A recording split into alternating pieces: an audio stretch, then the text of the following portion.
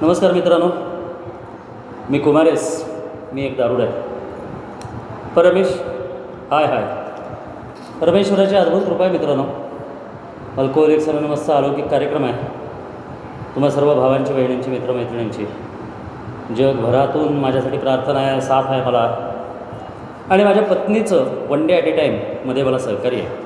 त्यामुळे दारूच्या पहिल्या मोठापासून लांब राहू शकलो आहे, लांब राखला गेलो आहे.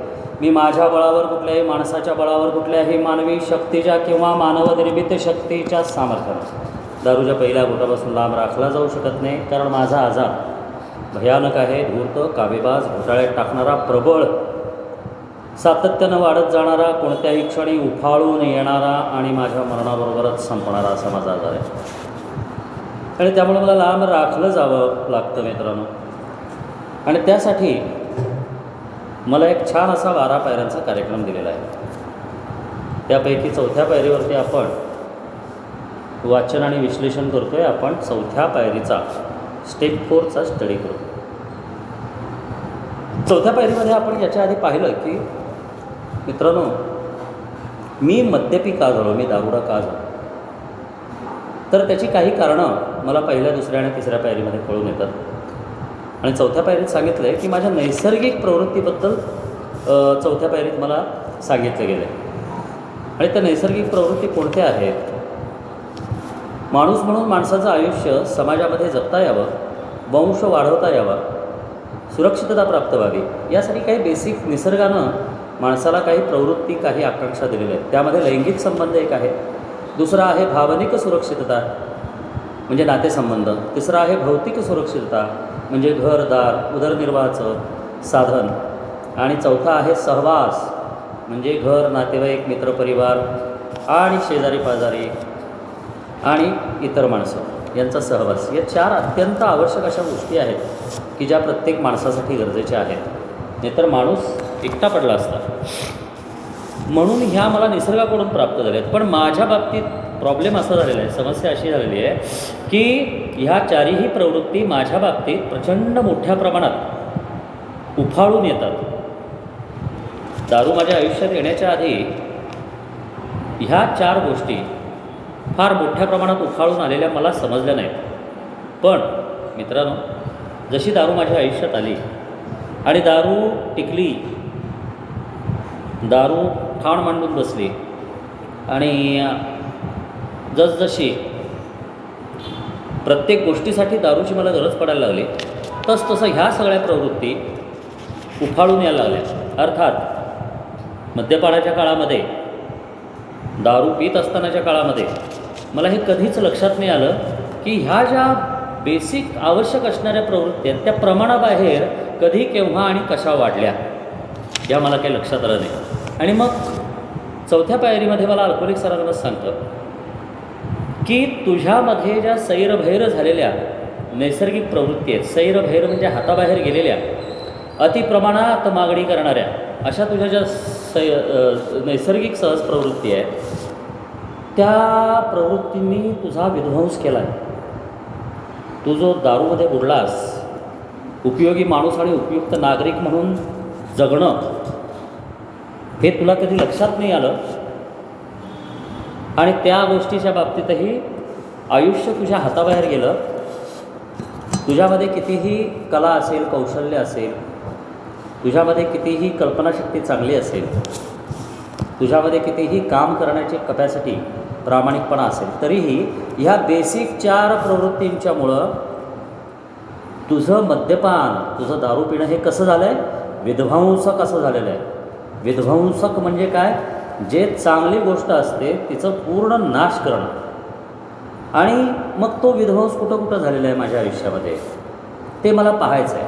आणि तो कशामुळं झालेला आहे ते पाहायचं. तर कशामुळं झाला आहे? तर ह्या 4 ज्या बेसिक नैसर्गिक प्रवृत्ती माणसासाठी आवश्यक आहेत त्या अतिरेकी प्रमाणात वाढल्यामुळं विध्वंसक असं दारूपान, मद्यपान माझ्या आयुष्यामध्ये माझ्याकडून सुरू झालं. आपण वाचन करूया 1-2-3 पॅरेग्राफ. तर 4थ्या पायरीत 12 पायऱ्या आणि 12 रूढीच्या 4थ्या पायरीच्या प्रकरणामध्ये असं म्हटलेलं आहे, विशेष करून मद्यासक्तांना म्हणजे दारुड्यांना त्यांच्या स्वतःमधील सैरभैर झालेली सहज प्रवृत्ती हेच त्यांच्या विध्वंसक मद्यपानाचे मुळातले कारण आहे. हे ध्यानात यावयास हवे. हे ध्यानात लक्षात यायला हवं. खरं तर माझ्यासारख्या दारुड्याला हे लक्षात यायला पाहिजे की माझ्यातल्या ज्या हाताबाहेर गेलेल्या, कंट्रोलच्या बाहेर गेलेल्या, सैरभैर झालेल्या माझ्या नैसर्गिक प्रवृत्ती आहेत, त्यांचं सैरभैर होणं, हाताबाहेर जाणं, अतिरेकी होणं हेच माझ्या सर्वनाश करणाऱ्या अशा मद्यपानाचं मूळ कारण आहे. आम्ही भीती, निराशा व खिन्नतेच्या भावना बुडविण्यासाठी मद्यपान केले आहे. येस, भीती, अनेक प्रकारच्या भीतीने माझ्यासारखा दारुडा ग्रस्त असतो. निराशा, मनासारखं झालं नाही की मग येणारी निराशा, आणि खिन्नता, निराशेतून खिन्नता, आयुष्याला काही अर्थच नाही, जगण्यात काही अर्थच नाही. मित्रांनो, या भावना अजूनही येतात बरं का. आता 3 वर्ष होतील 1-2 महिन्यात मला, पण तरीही भीती, निराशा आणि खिन्नता या भावना माझ्या मनामध्ये उफाळून येतात. त्याचं कारण काय आहे? अल्कोहोलिक अनॉनिमस सांगतं, एकदाचा दारुडा तो कायमचा दारुडा. मद्यपाश हा आजार जन्मतःच मला आहे. अल्कोहोलिक्स अनॉनिमसमध्ये आल्यानंतर, पूर्ण आयुष्यात पराभव झाल्यानंतर, सर्व काही संपल्यानंतर अल्कोहोलिक्स अनॉनिमसमध्ये आणला गेलो आणि मग मला हे, जेव्हा मी पायऱ्यांचा कार्यक्रम कृतीत उतरवण्यासाठी निर्णय घेतला, निश्चय केला आणि मी स्वतः कृती करायला सुरुवात केली, त्यावेळेला कुमारेशच्या लक्षात आलं की भीती, निराशा आणि खिन्नता ही कुमारेशला अजूनही जाणवते. दारूच्या पहिल्या घोटापासून 3 वर्ष होत आली, आता लांब आहे, तरी पण जाणवते. त्याचं कारण का? तो माझा आजार आहे. आणि ते बुडवण्यासाठी मी मद्यपान केलं. मी दारू का पित होतो? मी किती वेळेला आनंदानं दारू पिलेली आहे, किती वेळेला मला छान वाटतं म्हणून मी दारू पिलेली आहे. फार सुरुवातीला काही काळ, 1-2 महिने, फार तर वर्ष, 1-2 वर्ष. पण ज्या वेळेला माझी रात्रीची दारू संध्याकाळवर आली, संध्याकाळची दुपारवर आली, दुपारची 12 वाजता आली, 12 वाजताची दारू सकाळी 10 वाजता आली, सकाळी 10ची दारू सकाळी 7 वाजता आली आणि सकाळी 7 वाजताची दारू पहाटे 5:30ला आली. या सगळ्या प्रक्रियेमध्ये मी इतका मद्यपी का झालो, इतकं मद्यपान, इतकी दारू का प्यायला लागलो? त्याचं कारण जे आहे ते ह्या 3 गोष्टी आहेत. भीती, निराशा आणि खिन्नतेची माझी भावना बुडवण्यासाठी, लपवण्यासाठी मी हे केलं. कारण मी मित्र आहे, मी पळपुटा आहे, मी परिस्थितीपासून पळतो, मी व्यक्तिस्थितींपासून पळतो, मी संकटांपासून पळ काढतो, मी कठीण प्रसंगांपासून पळ काढतो, मी सामना करत नाही. आणि हा माझा जन्मतःच माझ्या आजाराचा भाग आहे. आणि त्यामुळं भित्रेपणा हा माझ्या जन्मतःच आहे. निराश होणं हे माझ्या वाट्याला का आलेलं आहे? तर मला माझं, मी म्हणेन तसं, मला वाटेल तसं आणि माझं जे आहे तसं, हे ज्या वेळेला स्वीकारलं जात नाही त्यावेळेला मी निराश होतो. आणि मग निराश झाल्यानंतर आयुष्यात काही अर्थ नाही म्हणून मी खिन्न होतो आणि मग मी दारू प्यायला लागतो. अजून एक गोष्ट सांगली आहे, कामुकतेमधून येणाऱ्या अपराधीपणाच्या भावनेपासून पळण्यासाठी आम्ही दारू प्यालो. कामुकता, सेक्शुअल डिझायर. कामुकता या शब्दाचा अर्थ काय? Sexual desire. आता काय होतं की काही बांधव हे शरीरसंबंधासाठी एकापेक्षा जास्त व्यक्तींबरोबर जोडलेले गेलेले असतात.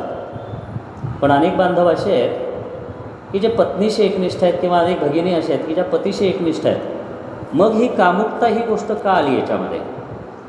तर कामुकता ही प्रवृत्ती आहे, वृत्ती आहे. ती माझ्या विचारात असते, माझ्या मनात असते आणि त्यामुळं माझ्या मनामध्ये अपराधीपणाची भावना माझ्या नकळत निर्माण होते.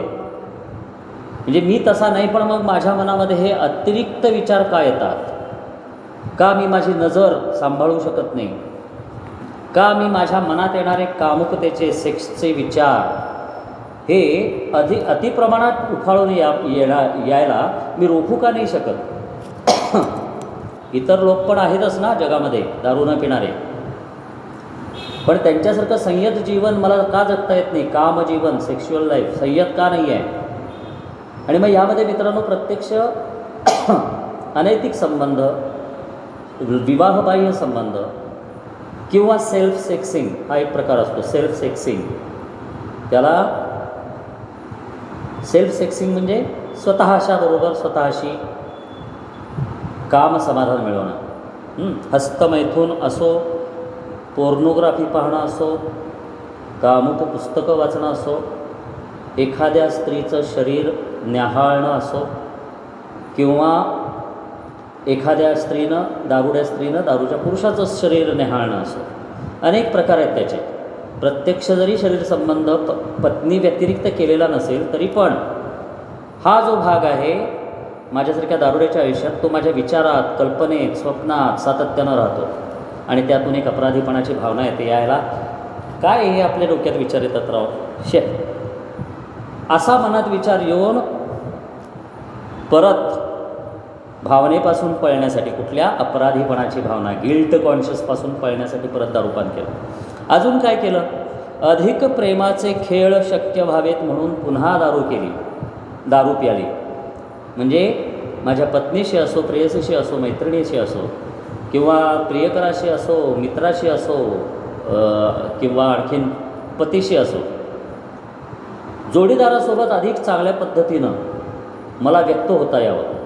मग ते शरीर संबंधामध्ये, बोलण्या चालण्यामध्ये, त्यासाठी मी पुन्हा दारू घेतली. दारुड्याचा हा प्रॉब्लेम आहे, दुष्टचक्र आहे ते. अजून कशासाठी दारू प्यायलं? पोकळ डामडौलासाठी आम्ही प्यायलो आहोत की ज्यामुळे फपका आणि अधिकाराची अधिक खुळचट स्वप्ने आम्हाला पाहता यावीत. अधिक म्हणजे जास्तीची खुळचट वेडसरपणाची स्वप्न आम्हाला पाहता यावीत. कुठली? पोकळ डामडौल, नुसतं दिखाऊपणा. मी किती ग्रेट, मी असा, मी तसा, मी भाई, मला तुमच्यापेक्षा जास्त कळतं, मला तुमच्यापेक्षा जास्त अक्कल आहे, आणि आपण म्हणजे बॉस, मी म्हणजेच डॉन, अर्थात मी म्हणजेच परमेश्वर, वन मॅन युनिवर्स. ह्या विचित्र विचारांमुळं त्याचा जो भपका होता, भपका म्हणजे काय, जे पोकळ सगळं प्रत्यक्षात काही नसताना दाखवणं, बढाईखोरपणा, चढाईखोरपणा, आणि मी किती शहाणा आहे हे दाखवण्यासाठी चहाडखोरपणा. ह्या स्वप्नातच मी रमून गेलो आणि ते स्वप्न खरं आहे हे मला वाटावं. किती वेडेपणा होता हा माझा, हे मला पटावं, ह्या खुलचट भावनेपायी मी परत दारू प्यायलो. हा आत्म्याचा विकृत आजार दृष्टीला बरा दिसत नाही. आत्म्याचा म्हटले बरं का. आत्म्याचा म्हणजे कुठला? अंतःकरण. माणसाचा एक चांगला माणूस असतो. प्रत्येक दारुड्याच्या आत एक चांगला माणूस असतोच. म्हणून अल्कोहोलिक्स अनॉनिमस म्हणतं की मानसिक निरोगीपणा परत मिळवून देऊ शकेल, यासाठी उच्च शक्तीवर माझा विश्वास बसला. दुसरी पायरी म्हणजे अल्कोहोलिक्स अनॉनिमस हे नाही म्हणत की तू वेडा आहेस कुमार, तू नालायक आहेस, किंवा कुमार तू सुधारणारच नाही, असं नाही म्हणत. तुझ्यात मानसिक निरोगीपणा जन्मता आहेच, पण तुझ्या व्यक्तिमत्व विकारामुळं, मद्यपाशी आजारामुळं तो तुझ्यातला मानसिक निरोगीपणा झाकला गेलेला आहे, दबला गेलेला आहे. तो तुला परत मिळवावा लागेल. त्यासाठी तुला उच्च शक्तीची गरज आहे. तो मानसिक निरोगीपणा म्हणजेच आत्मिकता. पण त्या माझ्या मानसिक निरोगीपणालाच विकृतीची कीड लागलेली आहे. त्यामुळं आत्म्याचा हा विकृत आजार आहे, तो डोळ्यांनी दिसत नाही, पण प्रत्यक्षात आहे. मात्र बाहेरच्या माणसाला तो डोळ्यांनी दिसत नाही. माझ्या मनात काय चाललं आहे ते, हे सगळं विकृतपणा माझ्या मनातलं आहे. भीती, निराशा, खिन्नता माझ्या मनात, कामुकतेची अतिरिक्त मागणी माझ्या मनात, अधिक प्रेमाचं मला आता जास्त अजून लव मला दाखवायचं आहे म्हणून ते पण माझ्या मनात, मोठेपणा, भपका, अधिकार गाजवणं हे पण माझ्या मनात. हे सगळं माझ्या मनातलं जे आहे ते इतरांना दिसत नाही. म्हणून ह्याला आत्म्याचा हा विकृत आजार, स्पिरिच्युअल विकेडनेस म्हटलं त्याला. स्पिरिच्युअल विकेडनेस, विकृतपणा हा डोळ्याने दिसत नाही बरं का, दृष्टीला बरा दिसत नाही. थैमान घालत असलेल्या सहज प्रवृत्ती चौकशीला बिचकतात. चौकशीला म्हणजे काय? इन्व्हेंटरीला. थैमान घालत असलेल्या सहज प्रवृत्ती. मला वाटतं कधी कधी की अरे काय दारू पिऊन मी दंगा केला, काय शिव्या दिल्या, काय मी कोणाला काय काय बोललो, अरे बापरे काय काय झालं. पश्चात्ताप, भीती, दोन्हीने भरतो. पण नेमकं काय झालं आणि कशामुळं झालं आणि का झालं हे मात्र विचारायचं माझं मला धाडस होत नाही. कारण का? मी मित्र आहे. भीती, निराशा आणि खिन्नता.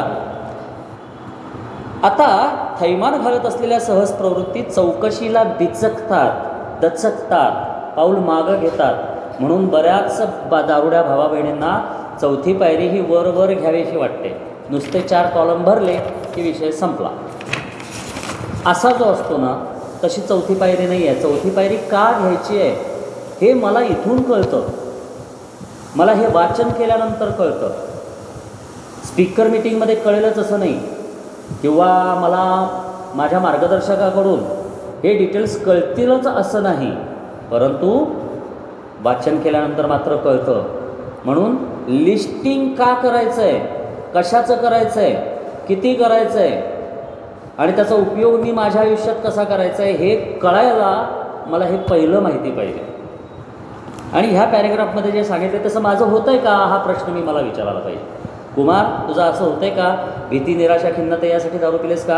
कामुकतेच्या अतिरिक्त मागणीसाठी दारू पिलेस का? अधिक प्रेमाचं नाटक करता यावं यासाठी दारू पिलेस का? पोकळ, डामडोल, मोठेपणा, बढाईखोरपणा यासाठी दारू पिलेस का? तुला भक्का असं झगामगान मला बघा अशी तुझी वृत्ती आहे का? तुला अधिकार गाजवायची सगळ्यांच्यावरती इच्छा आहे का? तर ह्या सगळ्या म्हणजे काय आहेत? नैसर्गिक प्रवृत्तींचं थैमान आहे. थैमान म्हणजे काय? विध्वंस करणारं वादळ, विध्वंस करणारा पाऊस म्हणजे थैमान घातलं पावसानं, वादळानं थैमान घातलं. तसं मी थैमान घालतो का? घातलं आहे का? दारू पीत असताना आणि पहिल्या गोटापासून लांब असताना. हे मला पाहायचं आहे. त्यांचा शोध घेण्याचा आम्ही गंभीर प्रयत्न करतो. त्या क्षणी आता सांगितलं आहे चौथी पायरीची पूर्वतयारीवर का मला माझ्या मनाची तयारी करावी लागते. माझ्या मनाचा निर्णय करावा लागतो. निर्भीडपणानं, न भीता आणि कठोर प्रामाणिकपणानं चौथ्या पायरीचा चैतन्यपूर्ण कृतीचा कार्यक्रम मला स्वीकारावा लागतो. त्याशिवाय मला हे पुढचं जमत नाही. मग तो कसा स्वीकारायचा आहे? माझ्या मार्गामध्ये अडथळे कोणते कोणते आहेत हे सगळं लिहिलेलं आहे या 12 पायऱ्या 12 रूढीमध्ये. तर अशा थैमान घालत असलेल्या सहज प्रवृत्ती म्हणजे नैसर्गिक प्रवृत्ती म्हणजे नॅचरल इन्स्टिंक्ट किंवा बेसिक इन्स्टिंक्ट जे माणसाला दिलेले आहेत त्यांची चौकशी करायला म्हणजे ते काय आहे नेमकं हे पाहायला घाबरतात. त्यांचा शोध घेण्याचा आम्ही गंभीर प्रयत्न करतो. ज्यावेळेला खरोखरच मला सुधारणा करायची आहे म्हणून कुमारे स्वतःच्या सुधारण्यासाठी ज्यावेळेला त्या चौकशीला सामोरा जातो, स्वतःची इन्व्हेंटरी, स्वतःचा लेखाजोखा, स्वतःचा नैतिक आढावा घेण्यासाठी सुरुवात करतो, त्या क्षणीच आम्हाला भयानक प्रतिक्रियांचा त्रास होण्याची शक्यता आहे. येस, या प्रतिक्रिया चौथ्या पायरीच्या या लिस्टिंगमध्ये प्रतिक्रिया कोण कोणाला देणार आहे? हो, मीच मला देणार आहे. अरे कुमार, तुझ्या डोक्यात असे विचार आहेत म्हणजे तू नालायक आहेस. अरे कुमार, तू असं आहेस की कुमार गेला आत्मकरुणेत. अरे कुमार, तुझ्याकडून असं झालं आहे, बघ तुझी प्रवृत्ती काय आहे. असं झालं, असं केलंस म्हणजे तू लायकीचाच नाही आहेस. अशा सगळ्या प्रतिक्रिया मी मला देऊ शकतो. किंवा ह्याच्या उलट, ते काय त्यावेळेला आलं मनामध्ये, हो पण आता दारू सोडली की पहिल्या गोटापासून लांब आहे, आता तसलं काय मनात येत नाही. दोन्ही घातक आहे बरं का माझ्याकरता. आणि माझ्यासारखा दारुडा जगाला फसवण्यापेक्षा स्वतःला फसवण्यात अत्यंत वाकबगार आहे. वाकबगार म्हणजे काय? पटाईत. भावनिकरित्या जर आम्ही खिन्नतेकडे झुकणारे असू तर आम्ही निश्चितच अपराधीपणा आणि आत्मतिटकार्यामध्ये बुडून जाऊ. खिन्नता निराशेतून निर्माण होते. निरर्थक आयुष्य निरर्थक आहे. आयुष्याला काही अर्थ नाही आहे. माझ्या आयुष्यात हे काही उपयोगाचं नाही आहे. माझ्या मनात हे विचार येतात बरं का. कुमारेशच्या मनामध्ये अजूनही हे विचार येतात. अल्कोहोलिक्स अनोनिमस सांगतं, एकदाचा दारुडा तो कायमचा दारुडा. मग हे असे विचार आल्यानंतर मला काय करायला पाहिजे हे आता माहिती आहे, कारण कुमार 11व्या पायरीच्या कृतीच्या कार्यक्रमावरती आहे. त्यामुळे कुमारेसला टप्प्याटप्प्याने हे कळलेलं आहे की कुमारेस, तुला वन डे ॲट टाईमचा कार्यक्रम का दिला आहे? किती वर्षाचा सोबर आहेस, किती दिवसाचा सोबर आहेस आणि किती वर्ष सोबर राहणार आहेस? भूतकाळ नाही, भविष्यकाळ नाही. One day at a time. आज सकाळी जाग आल्यापासून आज रात्री झोप लागेपर्यंत जो तुझा आहे ॲक्टिव्ह दिवस तो तुझा आहे. त्या दिवशी हे सगळं तुझ्या आयुष्यात घडणार आहे. तुला भीती वाटणार, तुला पळपुटेपणा करावा वाटणार, चहाड्या कराव्या वाटणार, बडाई मारायला वाटणार, तुला राग येणार, चिडचिड होणार, खंत वाटणार, खिन्नता येणार, निराशा, हताशा, वैफल्यग्रस्तता येणार, निरर्थक आहे आयुष्य असं वाटणार. कुमार, ह्या गोष्टी सगळ्या तुझ्यात आहेत त्या उफाळून येणार, कारण तू आजारी आहेस. आणि मग त्यापासून वाचायचं कसं? उपयोगी माणूस आणि उपयुक्त नागरिक मला व्हायचं असेल तर माझ्यात मनाची शांतता पाहिजे, माझ्या विचारांची स्थिरता पाहिजे, माझ्या अंतःकरणात प्रसन्नता पाहिजे. हे मला कसं मिळणार? 1 डे ॲट ए टाईम, 24 तास फक्त आजचा दिवस. त्याकरता हा कार्यक्रम आहे मित्रांनो. त्यामुळं जर मी खिन्न होणार असेल, काय राव त्या व्यक्तीला मी असं बोललो, काय राव ह्याच्याबद्दल मी खुन्नस धरली, काय राव मी बायकोला असं बोललो, असं म्हणून मी काय करणार आहे? खिन्न होणार आहे आणि परत आयुष्य निरर्थक आहे असं वाटून मी काय होणार आहे? अपराधीपणाच्या भावनेत, अपराधबोध म्हणतात, स्वतःला अपराधी मानणार आणि काय करणार? मी स्वतःचा तिटकारा करायला सुरुवात करणार. तिटकारा, स्वतःचा तिरस्कार करायला सुरुवात करणार. आत्मतिटकारा किंवा आत्मतिरस्कार.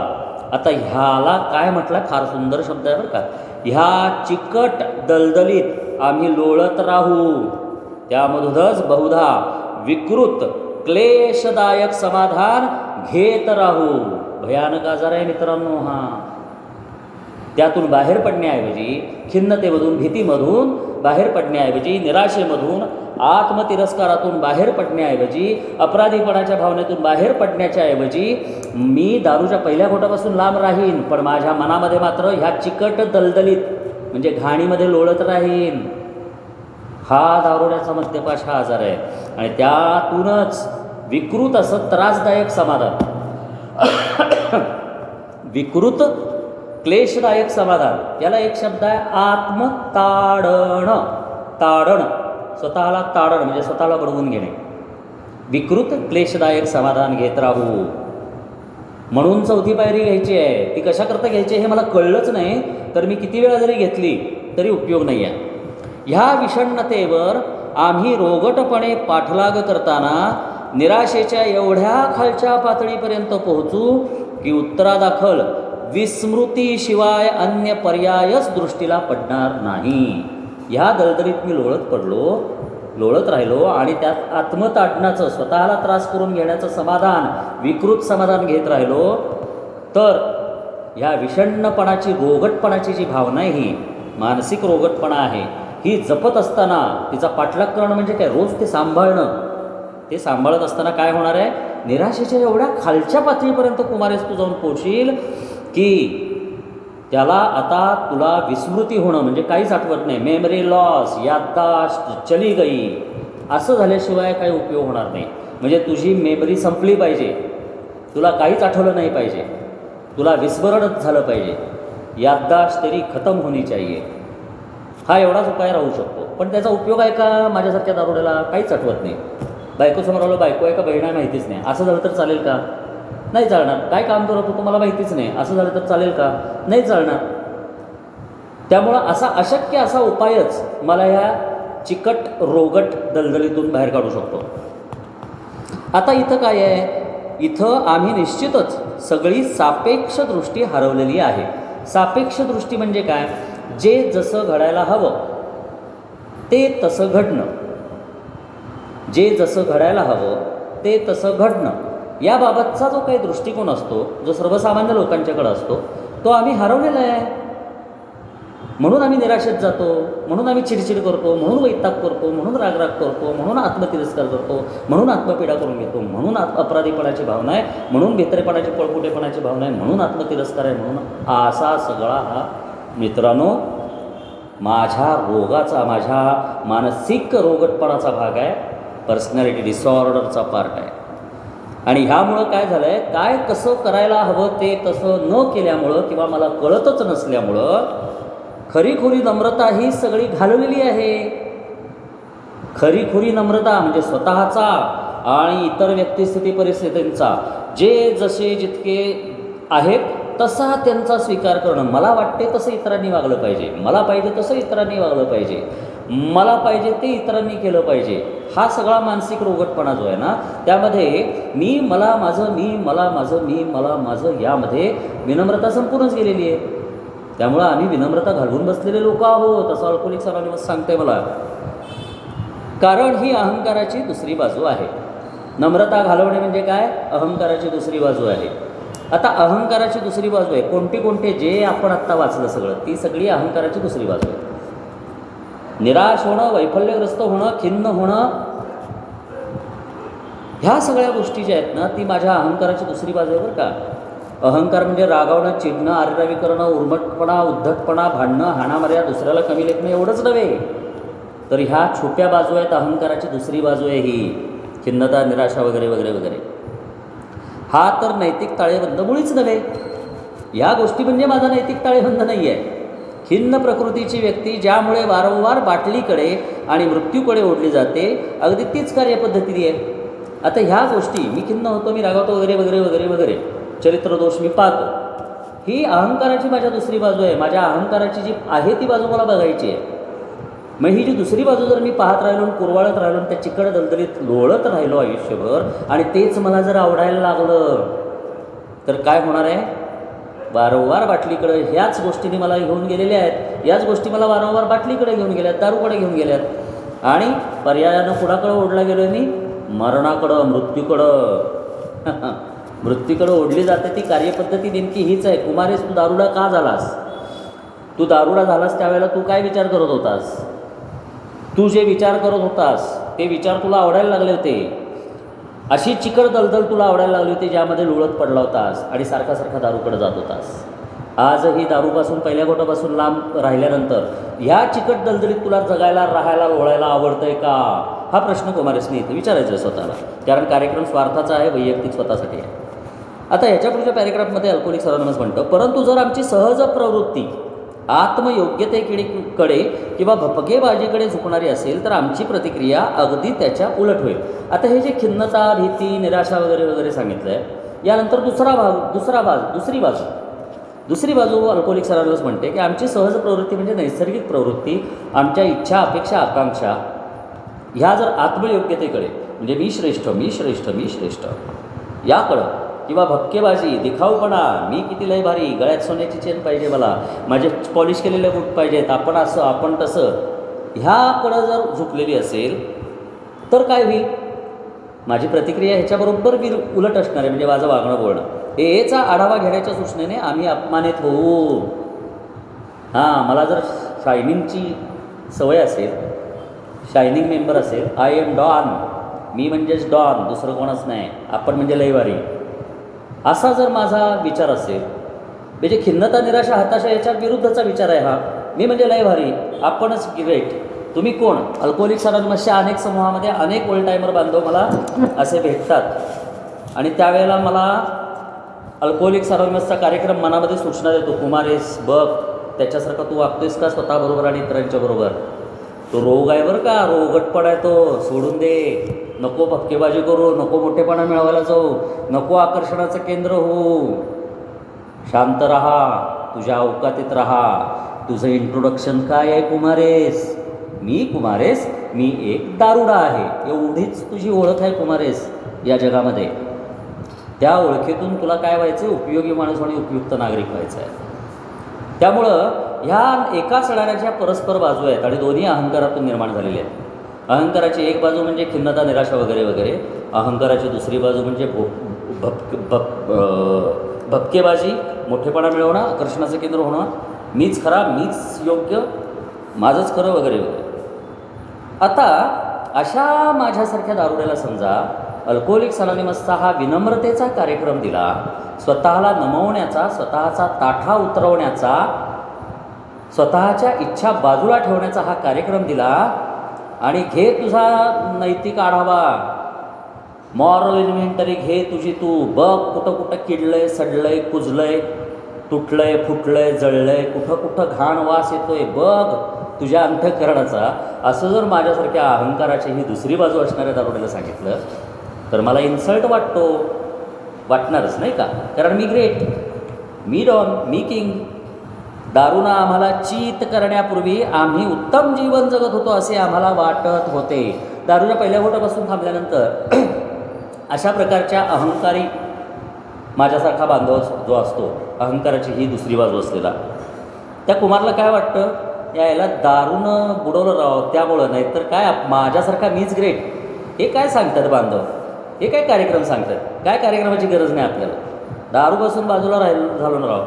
दारू नसती ना आयुष्यात, याला झक मारायला मी आलोच नसतो. यामध्ये ही मनातल्या मनात गुप्त सूक्ष्म भावना असते दडून बसलेली, मनाच्या अंधाऱ्या कोपऱ्यात, काळ्या कुट्ट अंधाऱ्या कोपऱ्यात माझ्या मनाच्या दडून बसलेली भावना असते. याला दारू नसती पिली, दारूनं मला जर त्रास दिला नसताना राव, तर याचे हे काय दारुडे, कशाला कार्यक्रम घ्यायचा, कोण कुमार आहेस, काय कोण तो, कोण गजाननराव, हां कोण दिनेश, कोण प्रशांत, कोण राहुल, कोण एस पी, कोण काही बोलू शकतो मी.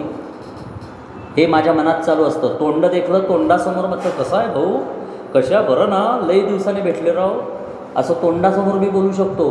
हा आजार आहे माझा, इतका खोल रुजलेला आजार आहे. आम्ही जे काही दारू आयुष्यात येण्यापूर्वी किंवा ज्यावेळेला आम्ही रेग्युलर दारू पित होतो ना, काय होतं मग माझ्यासारख्या दारुड्याचं, कार्यक्रमाचं हे सांगितलं ना, चौथ्या पायरीचं नैतिक आढावा घे म्हणून, की काय होतं मग, मी त्या जुन्या गोष्टी सांगायला लागतो. कुठल्या जुन्या गोष्टी, आयला दारू आले, दारूच्या पूर्वी कसला भारी होतो मी, हां बढाईखोरपणा, चढाईखोरपणा, भंपकपणा आहे, हां भपकेबाजी आहे हे, मी लगेच सांगतो. कारण माझा अपमान होतो ना. नैतिक आढावा घे बाबा, दारूपासून राहिलो की लांब, आता सगळं आपलं व्यवस्थित चालू आहे, आपण कोणाला कुठं काय बोलतो. अशी एक प्रवृत्ती हा आजाराचा भाग आहे.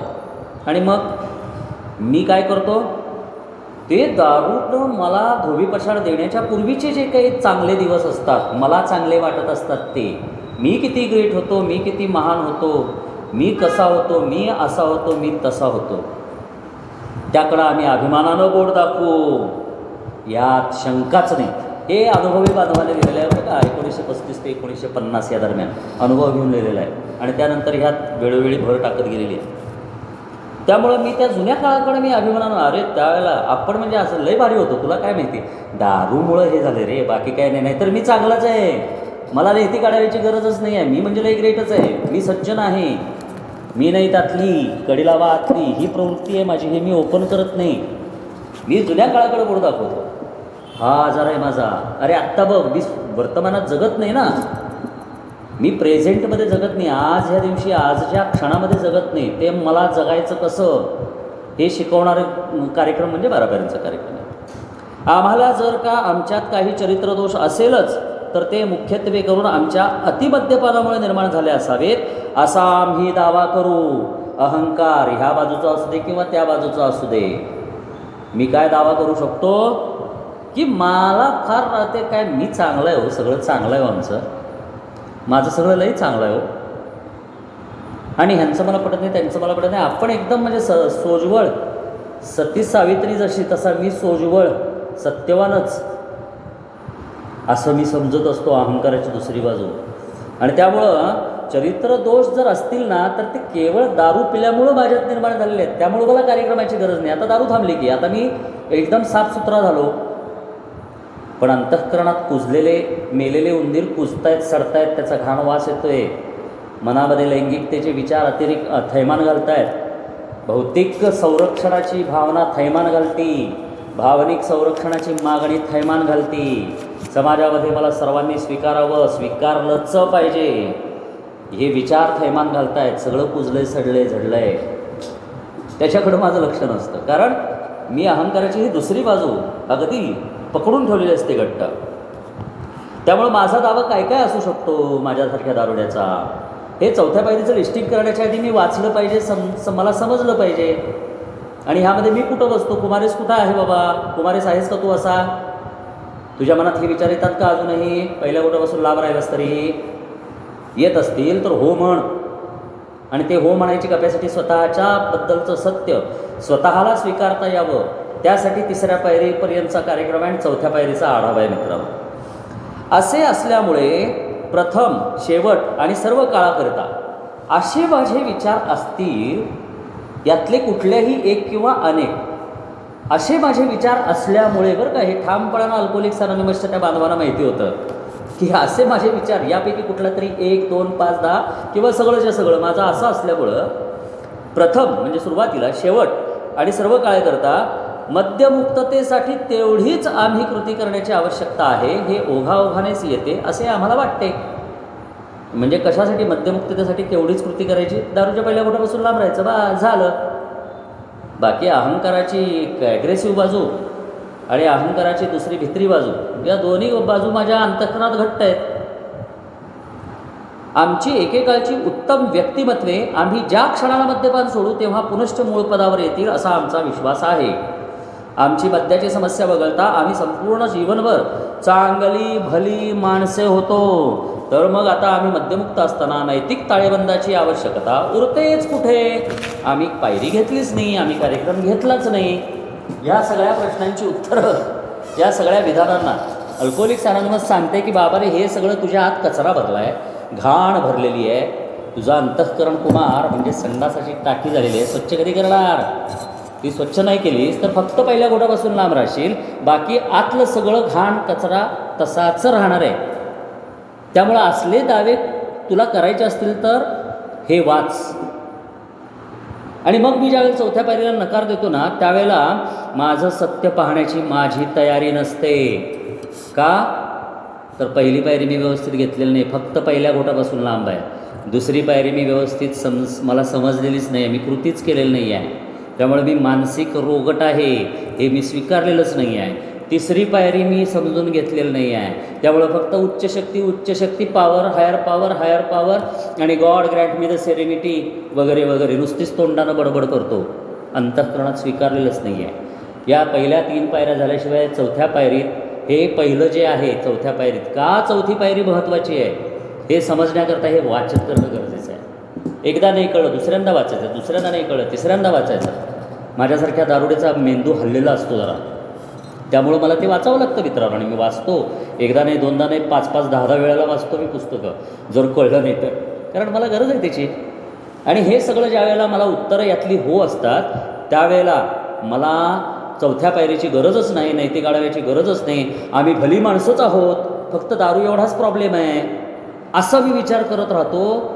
आणि मित्रांनो, फक्त कोरडा मद्यपी म्हणून जगत राहतो. हा माझा अनुभव आहे, कुमारीचा अनुभव आहे. आणि चौथ्या पायरीत हे ज्या वेळेला वाचन केलं, हे ज्या वेळेला अंतःकरणात समजून घ्यायचा प्रयत्न केला, त्यावेळेला लक्षात आलं की अरे कुमार, ह्याच्या आधी 2 वेळा तू चौथी पायरी घेतलीस, पण त्यात काय थातून मातून काहीतरी केलेलं आहेस. चौथी पायरी म्हणजे हे असं आहे. तुला ह्या सगळ्या गोष्टी स्वतःमध्ये पाहायच्यात, आणि हे सगळं जर तुझ्यामध्ये असेल तर तुला चौथ्या पायरीची आढाव्याची अत्यंत गरज आहे. हे कुमारेसनं स्वतःसाठी, स्वतःच्या स्वार्थासाठी कार्यक्रम घेतला असेल तरच कुमारेस करू शकतो. नाहीतर काय, आम्ही आता झाले की 5 वर्ष झाली सोबर आहे, 7 वर्ष झाली सोबर आहे.